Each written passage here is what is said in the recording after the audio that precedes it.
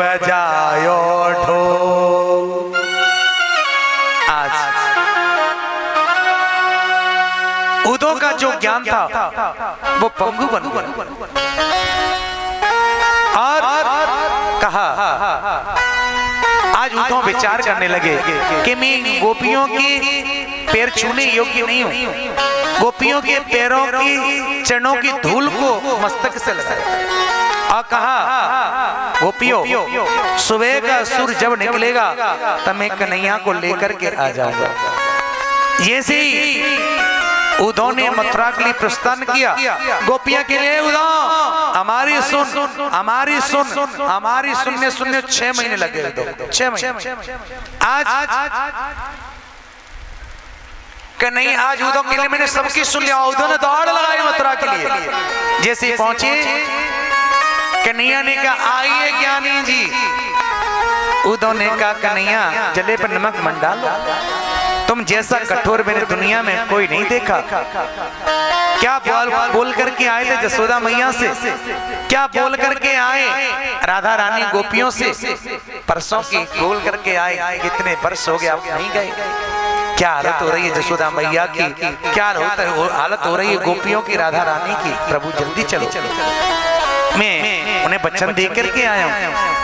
आज भगवान ने कहा, उद्धव तुम तो बड़े ज्ञानी समझ रहे थे अपन को, और 1 घंटे की बात कह के गए, 6 महीने के बाद वापस आए। अब पता चल गया कौन पढ़ा है कौन अनपढ़ है, पता चल गया। आज उद्धव तुम देखना चाहते हो, मैं अपनी गोपियों को, राधा रानी को 1 मिनट छोड़ करके दूर नहीं जाता, वृंदावन से दूर नहीं रहता। देखना चाहते हो, उद्धव अपनी आंख बंद करो।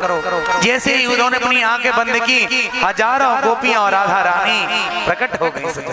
बीच में कन्हैया बैठे, उद्धव का ज्ञान पंगु बन गया, गुदड़ी बन गया सजन, और उद्धव का ज्ञान महाराज मिट्टी मिल गया। आज उद्धव का ज्ञान चूर चूर हो गया। सुखदेव जी कहते हैं, राजन परीक्षित देखिए, वही राधा है वही कृष्ण है, अंतर कुछ नहीं सकता।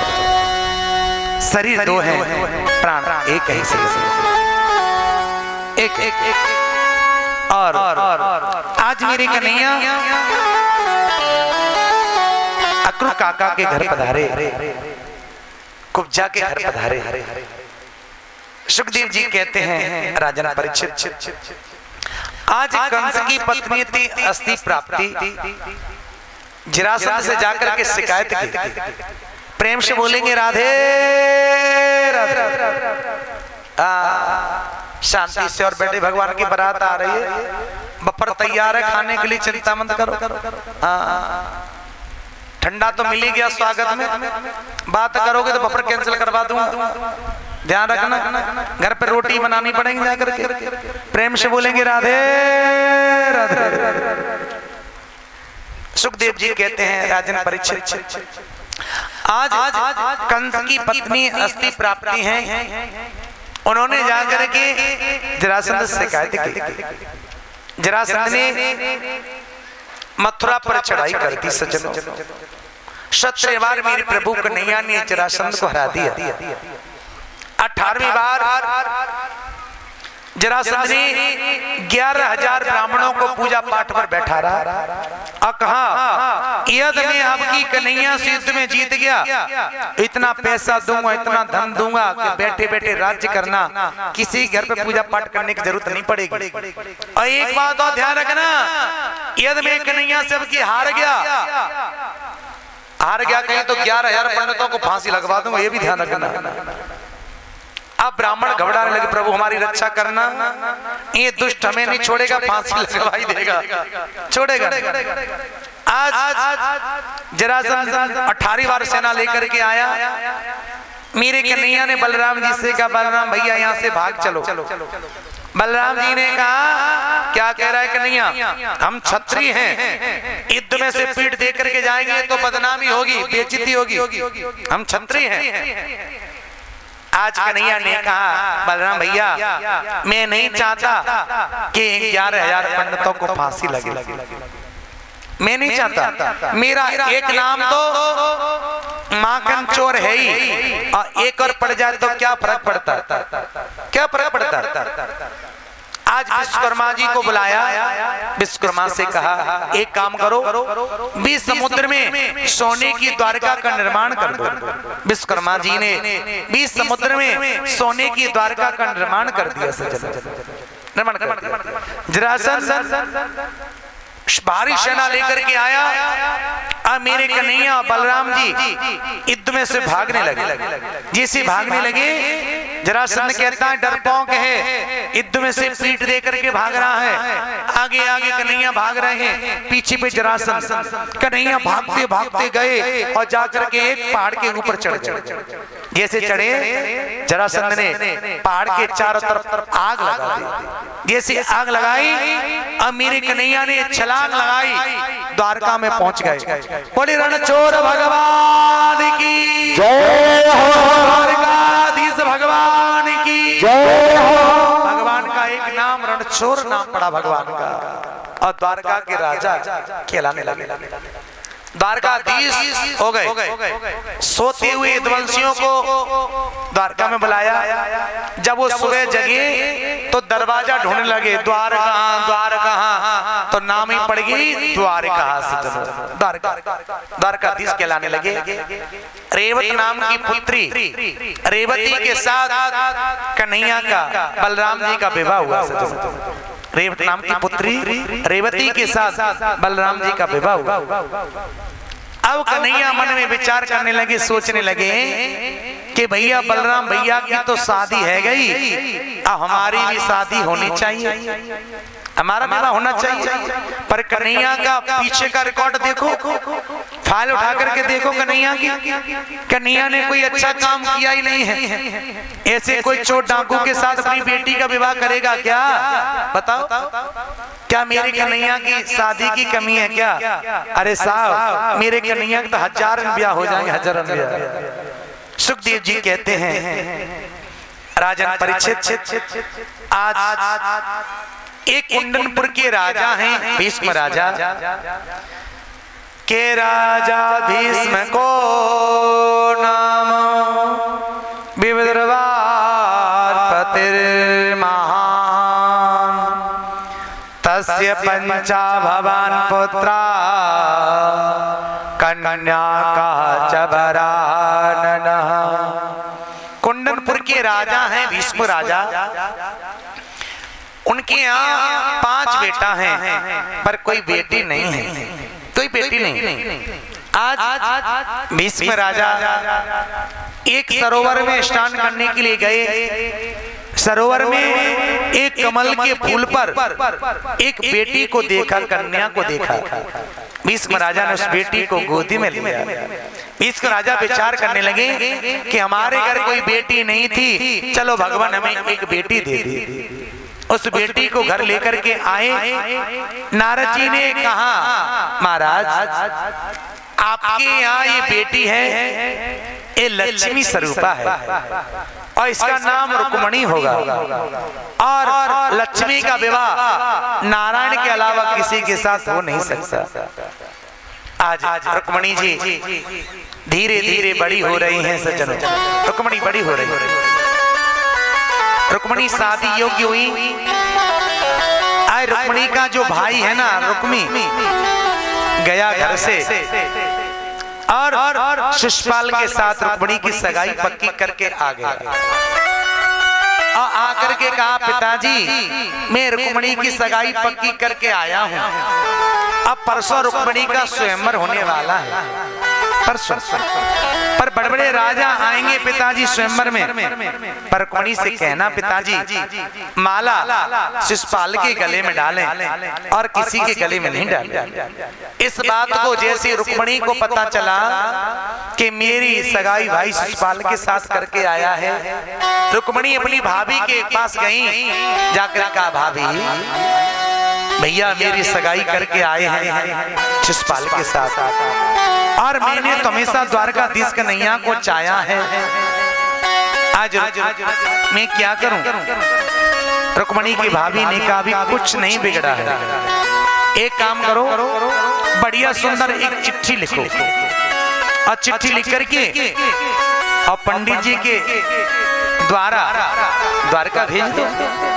आए रुक्मणी जी बढ़िया सुंदर पत्र लिख रही हैं, चिट्ठी लिख रही हैं, सारी बातें लिख रही हैं।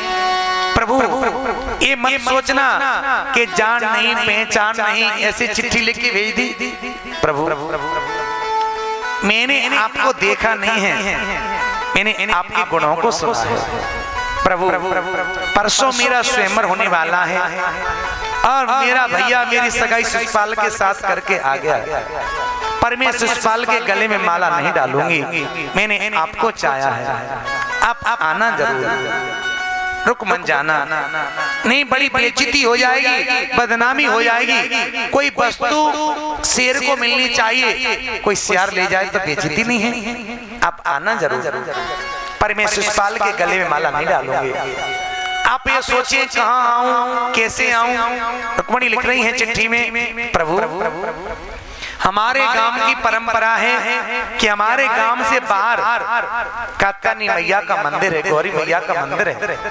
मैं वहां पूजा करने के लिए आऊंगी, बस आप आ जाना और मेरे को वहां से ले जाना। सारी बातें चिट्ठी में लिख करके चिट्ठी पंडित जी को दी। अब पंडित जी चिट्ठी लेकर के जाकर के द्वारका पहुंचे। द्वारका जाकर के द्वारकाधीश के महल में गए और द्वारकाधीश कन्हैया को चिट्ठी दी। लो महाराज। कन्हैया ने चिट्ठी खोल करके चिट्ठी को पढ़ा। पंडित जी ने कहा आपने चिट्ठी पढ़ ली हो तो मैं जाऊं? कन्हैया ने कहा अब आप क्यों जा रहे हो अकेले, मैं भी आपके साथ चलता हूं। आज मेरे द्वारकाधीश कन्हैया रथ सजाया, रथ सजा करके अब पंडित जी को रथ पे बैठा करके और आज कुंडनपुर के लिए जा रहे हैं। ये सी जा रहे थे, सामने से बलराम जी आ रहे थे। बलराम जी, ये सी बलराम जी को कन्हैया ने देखा, सोई घोड़े की लगाम छूट गई हाथ से। पंडित जी ने पूछा क्या हुआ? कि बलराम भैया आ रहे हैं। अभी पूछेंगे कहाँ भयो कन्हैया, कहाँ जा रहे हो, कहाँ कहूंगो? आज कन्हैया बलराम जी ने देखा एक कन्हैया रथ लेकर के कहाँ जा रहा है, हमको सूचना नहीं, मंत्रियों को सूचना नहीं, द्वारका में किसी को पता नहीं, कहाँ जा रहा है? क्यों लाला कन्हैया कहाँ जा रहा हो भैया? कन्हैया नहीं यहीं जा रहे हैं। अरे ठीक है, कौन से गांव में जा रहे हो, कौन से शहर में जा रहे हो? बस यहीं जा रहे हैं। अरे वो तो ठीक है, कौन से गांव में जा रहे हो भैया? हमको सूचना नहीं, मंत्री को पता नहीं। पंडित जी ने कहा जा रहे हैं, कुंडनपुर के लिए जा रहे हैं, रुक्मणी का स्वयंवर होने वाला है। बलराम जी ने ओहो मुझे क्या पता था कि मेरो कन्हैया बड़ो है गयो। आज बलराम जी ने मंत्रियों को बुलाया, कहा एक काम करो, परसों स्वयंवर होने वाला है रुक्मणी का, वहां बड़े बड़े राजा आएंगे, एक काम करना वहां सारी व्यवस्था होनी चाहिए, मेरो कन्हैया अकेलो नहीं पड़ जाए, सारी व्यवस्था होनी चाहिए। और आज द्वारकाधीश कन्हैया जा रहे हैं कुंडनपुर के लिए। उधर रुक्मणी के भाई रुक्मी ने 20,000 सैनिक लगाए सुरक्षा में, कहीं ऐसा ना हो कहीं कन्हैया आ ना जाए और कहीं रुक्मणी को ले ना जाए। 20,000 सैनिक लगाए सुरक्षा में। आए रुक्मणी कह रही है ये सखियो मेरे हाथों में मेहंदी लगा दो और मुझे श्याम सुंदर की दुल्हन बना दो, मुझे सजा दो। रुक्मणी अपनी सखियों से कह रही हैं ओ आओ मेरी सखियों मुझे मेहंदी लगा दो, मेहंदी लगा दो मुझे ऐसी सजा दो, मुझे श्याम सुंदर की दुल्हन बना दो, मुझे श्याम सुंदर की दुल्हन बना दो, श्याम सुंदर की दुल्हन बना दो। मेरी सखी मुझे मेहंदी लगा दो, आओ मेरी सखियों मुझे मेहंदी लगा दो, मेहंदी लगा दो मुझे ऐसी सजा दो, मेहंदी लगा दो मुझे ऐसी सजा दो, मुझे श्याम सुंदर की दुल्हन बना दो, मुझे श्याम सुंदर की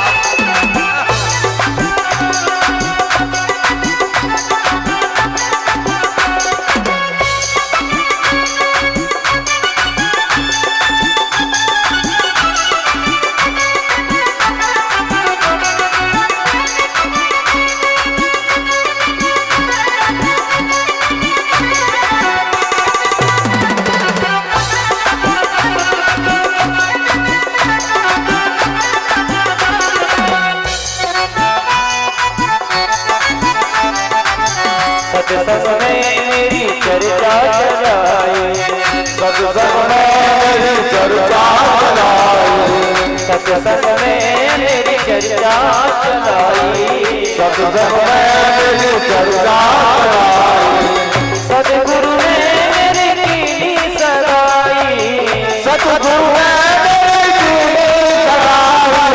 सतगुरु ने मेरी कीनी सगाई, सतगुरु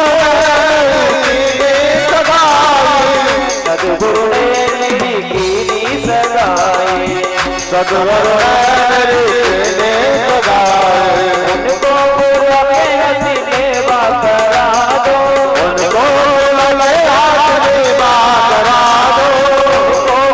में हंसने करा दो, उनको बुरा में हंसने करा दो, उनको सुंदर की दुल्हन बना दो, मुझे सुंदर की दुल्हन बना दो।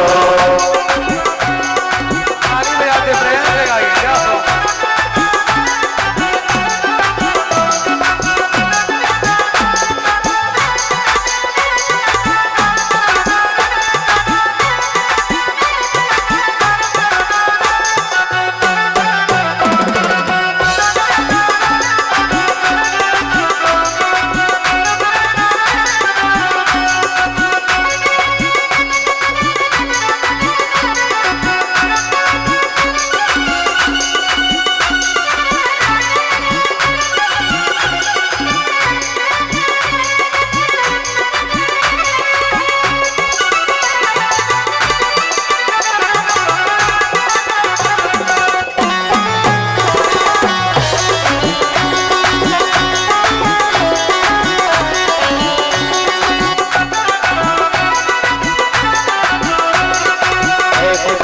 चूड़ी जो कबहू न टूटे, चूड़ी जो कबहू न टूटे, चूड़ी जो कबहू न टूटे, चूड़ी जो कबहू न टूटे, ऐसा बरू दूल्हा जो कबहू न टूटे, ऐसा बरू दूल्हा जो कबहू न टूटे,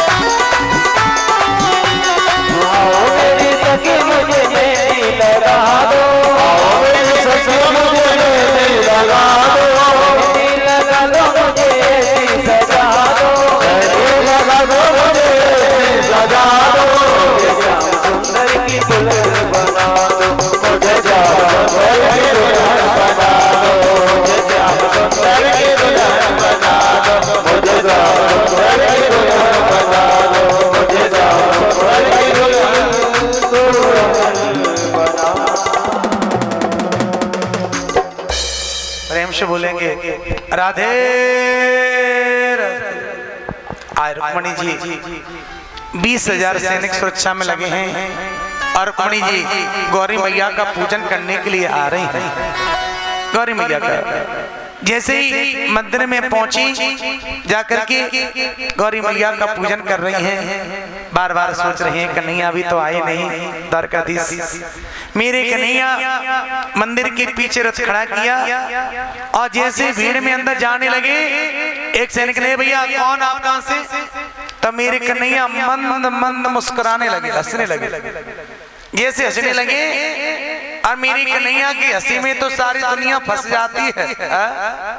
आज एक सैनिक ने कहा भैया इसकी हंसी देखो कितना सुंदर हंसता है। एक सैनिक बोला इसकी हंसी क्या देखो, इसकी चाल देखो कैसे चल रहा है, ऐसे चल रहा है कोई मस्त गजराज हाथी चलता झूम करके ऐसे। अब कन्हैया को रोकना तो भूल गए, अब कन्हैया की सुंदरता को देखने में लगे हैं। एक बोला भैया इसकी चाल क्या देख रहे हो, इसके कपड़े देखो कितने सुंदर हैं। एक सैनिक बोला कपड़े क्या देख रहे हो, इसके बगल में जो बांसुरी लगी हो कितनी सुंदर कैसी बजती होगी। एक ने कहा इसकी बांसुरी क्या देख रहे हो, इसका मुकुट देखो कितना सुंदर है। अब मेरे कन्हैया धीरे धीरे रुक्मिणी के पास मंदिर पहुंचे। एक सैनिक ने देखा भगवान रुक्मिणी को गोदी में लिया, लेकर के जाने लगे। एक सैनिक ने कहा भैया जोड़ी बड़ी सुंदर जमी है, पहले जानो तो बाद में हल्ला मचाएंगे। भगवान रुक्मिणी को गोदी में लेकर के रथ में बैठा करके और जैसे जाने लगे एक सैनिक ने कहा भैया रुक्मिणी कहाँ है, हमें ना जानकारी कहाँ है। अरे भैया रुक्मिणी कहाँ है, हमें ना पता कहाँ है।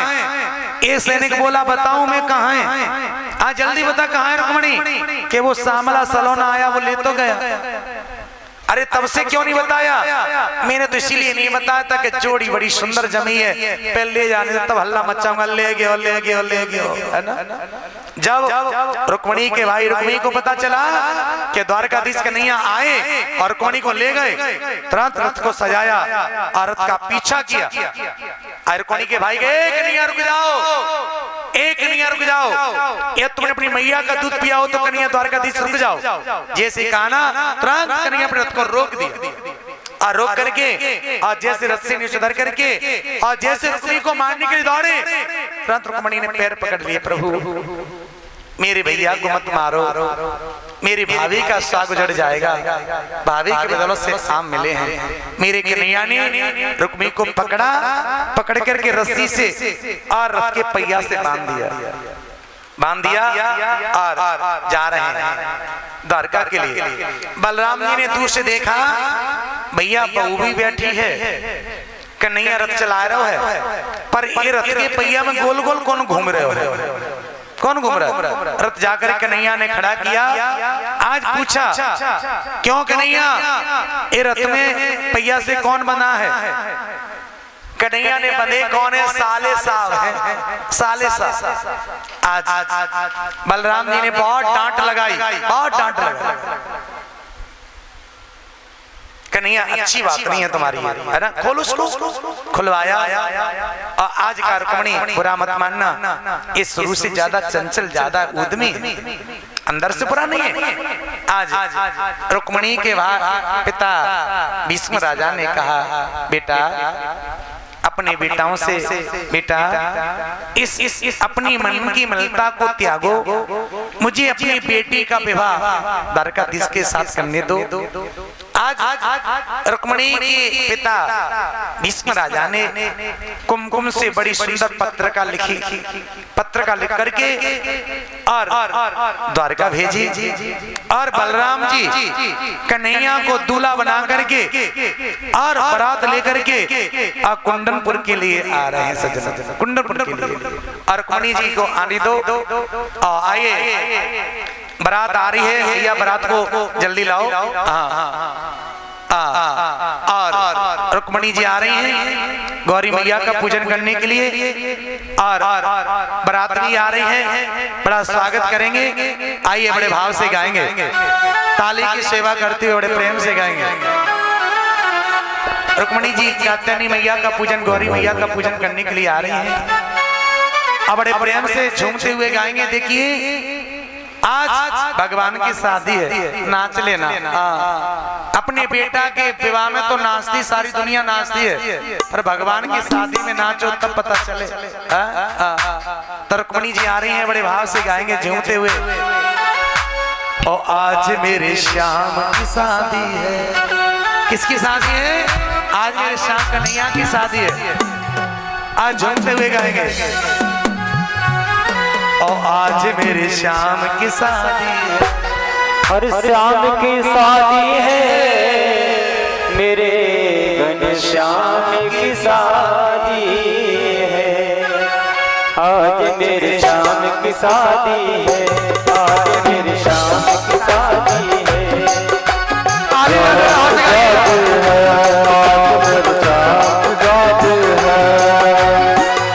शादी है, मेरे घनश्याम की शादी है। श्याम की शादी है, मेरे घनश्याम की शादी है। श्याम की शादी है, मेरे घनश्याम की शादी है। श्याम की शादी है, मेरे घनश्याम की शादी है। आज मेरे श्याम की शादी है, आज मेरे श्याम की शादी है। क्या भगवान की आज शादी की खुशी नहीं है? बोलो, मुझे लगता है खुशी नहीं है। ताली कौन नहीं बजाता? ताली कौन नहीं बजाता? जिनको गम होता है। ताली जो नहीं बजाते जिनको गम होता है, और ताली तो वही बजाते जिनके हाथों में दम होता है। यदि आपके हाथों में ताकत है तो हाथ उठा के ताली की सेवा करिएगा। आज मेरे श्याम, आज मेरे श्याम की शादी है। श्याम की शादी है, मेरे घनश्याम की शादी है। श्याम की शादी है, मेरे घनश्याम की शादी है। आज मेरे श्याम की शादी है, आज मेरे श्याम की शादी है। आज मुझे लगता है संसार की शादी है। आज मेरे श्याम की शादी है, आज मेरे श्याम की शादी है। ताली बजा दो, हाथ उठाइएगा। ओहो, अरे ताली बजा लो, ताली हाथ लगाइएगा।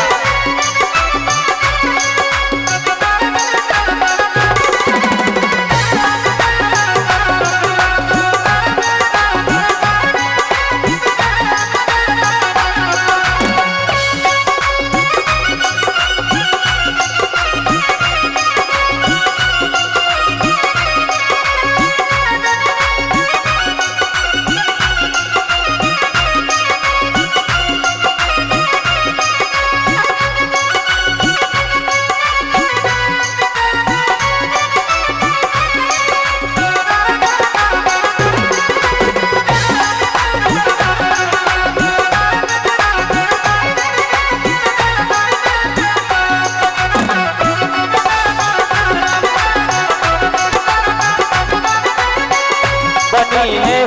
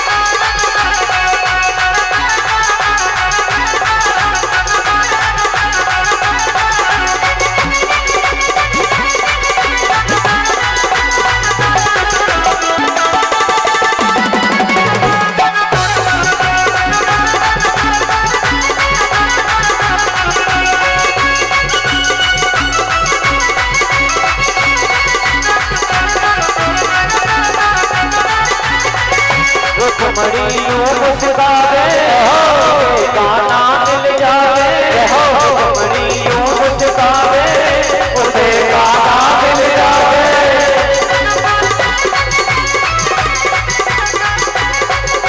घुमड़ी यूं मुस्कावे उसे गाना मिल जावे घुमड़ी यूं मुस्कावे उसे गाना मिल जावे तेरी तमन्ना मेरी तमन्ना तमन्ना पूरी तमन्ना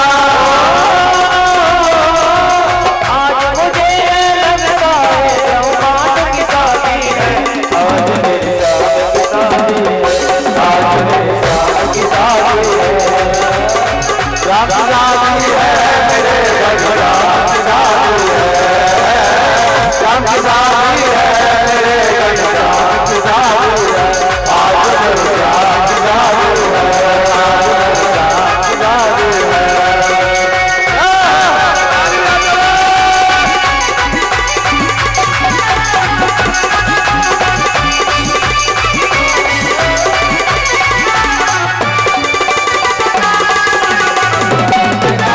मेरी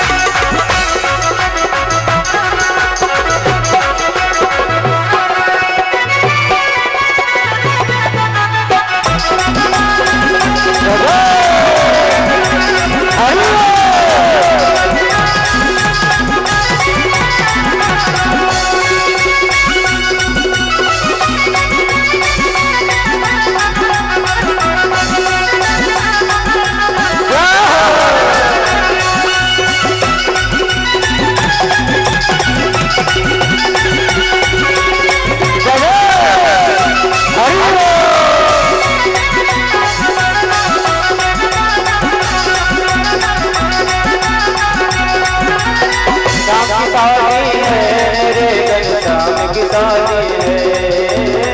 राम की शादी है